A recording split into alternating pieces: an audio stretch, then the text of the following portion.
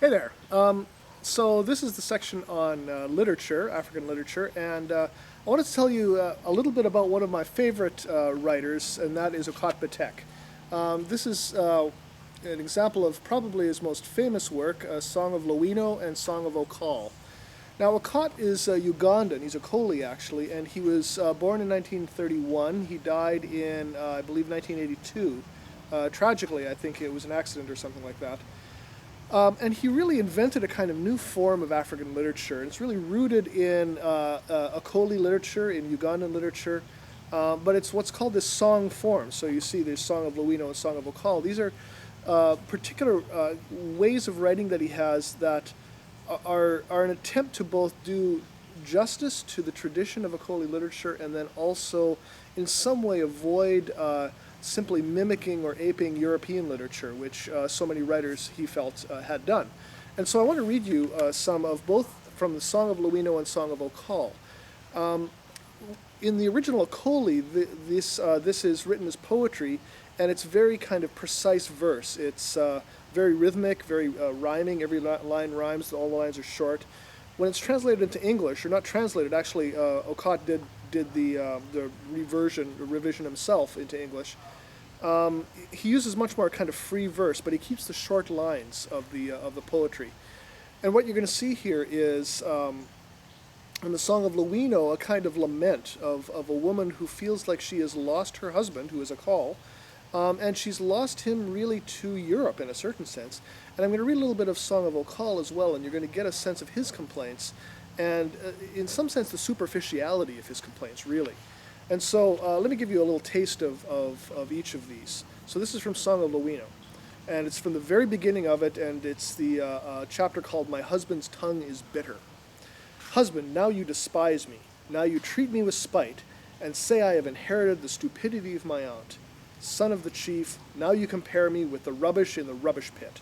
You say you no longer want me, because I am like the things left behind in the deserted homestead. You insult me. You laugh at me. You say I do not know the letter A, because I have not been to school, and I have not been baptized.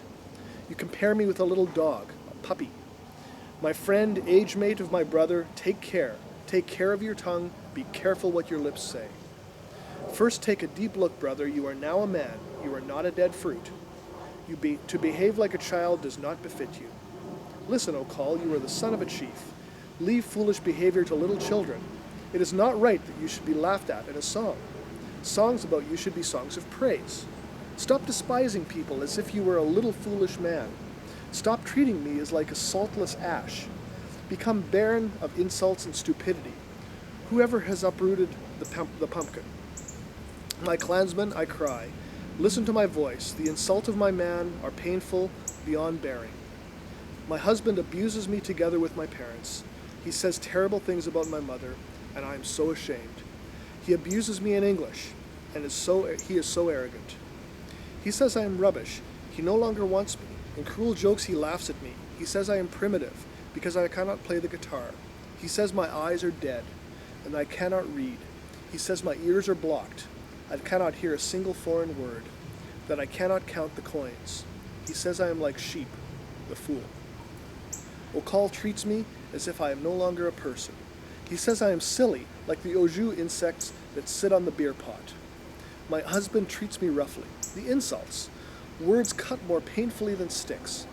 He says my mother is a witch, that my clansmen are fools, because they eat rats.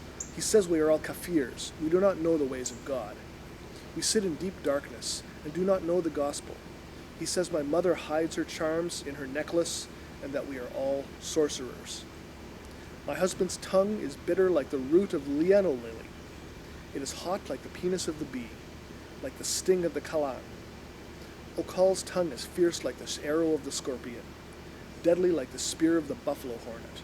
It is ferocious like the poison of a barren woman, and corrosive like the juice of the gourd. My husband pours scorn on black people. He behaves like a hen that eats its own eggs, a hen that should be imprisoned under a basket. His eyes grow large, deep black eyes. Ocol's eyes resemble those of the Nile perch. He becomes fierce, like a lioness with cubs. He begins to behave like a mad hyena. He says black people are primitive, and their ways are utterly harmful. Their dances are mortal sins. They are ignorant, poor, and diseased. Ocol says he is a modern man, a progressive and civilized man.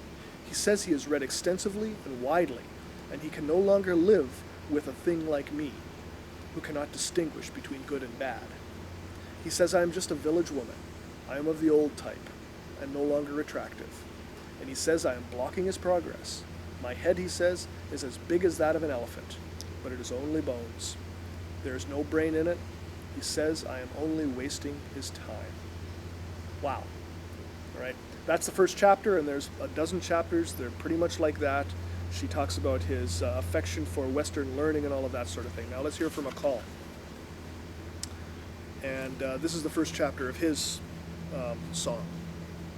Woman, shut up. Pack your things. Go. Take all your clothes I bought you, the beads, necklaces, and the remains of utensils. I need no second-hand things.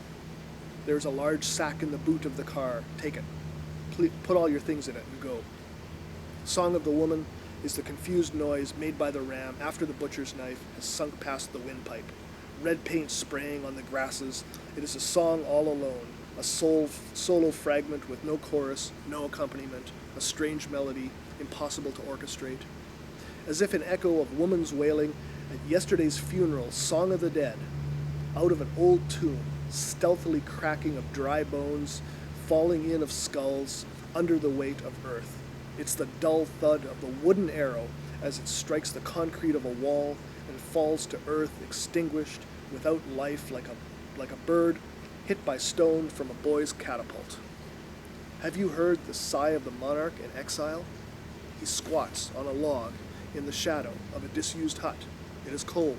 The keen wind knifes through his torn trousers, licking his bruised knee with a rough, penile tongue. Yesternight, ah. The smallest toe on the left foot slowly weeps blood. A fat housefly drones away. Under the armpit is sticky. The remains of a shirt sticks to his back. Yesternight, ah. The hot bath, the thick purple carpet, the red slippers. His dried lips taste salty. A ball of thirst is climbing up his throat. He is forcing down some saliva. Yesternight. The waiter on his knees, the woman whispering, "My lord, my husband," the red wine, the soft lights, woman's smile, inviting man to bed, the hot lips of her younger sister, firm breasts, the embrace. He looks at his hands, at the black fingernails, cold sweat. He is choking. He keeps asking himself, but why? Song of the woman is the mad bragging of a defeated general. 10,000 men dead, dying, the others scattered. It is the pointless defiance of the condemned. He is blindfolded, the rough hand of the noose round his neck. Woman, your song is rotting buffalo. It is left behind by fleeing poachers, its nose blocked, with houseflies sucking bloody mucus, the eyes, 2 lumps of green flies feasting on crusts of salty tears, maggots wallowing in the pus in the spear wounds. Skinny-necked, bald-headed vultures hover above, while aged, stiff-joint lions and limping-hipped hyenas snarl over bones. Song of the woman is sour-sweet. It is pork gone rancid. It is the honeyed, bloodied, sour milk in the stinking Maasai gourd. I see an old homestead. In the valleys below, huts, granaries, all in ruins. I see a large pumpkin, rotting, 1,000 beetles in it. We will plow up all the valley, make compost of the pumpkin and the other native vegetables. The fence dividing family holdings will be torn down. We will uproot the trees demarcating the land of clan from clan. We will obliterate tribal boundaries and throttle native tongues to dumb death. Houseboy, listen, call the ayah, help the woman, pack her things, then sweep the house clean, wash the floor, and I am off to town to fetch the painter. There's Ocol's first chapter. Lawino, on the one hand, has a lament for how he has just left her, how he has just become enamored with other things, and Ocol just cannot stand the things of old. He wants to sweep everything away. He wants to get rid of the boundaries and the borders. Everything stinks to him that is of his tradition. And so you have this conflict here between Lawino, who in a certain sense wants to hold on and wants to make a life that she's always known, and Ocol, for whatever reason, has become enamored with something else and has just given up all connection and all hope of being part of the community anymore. Pretty good stuff, actually.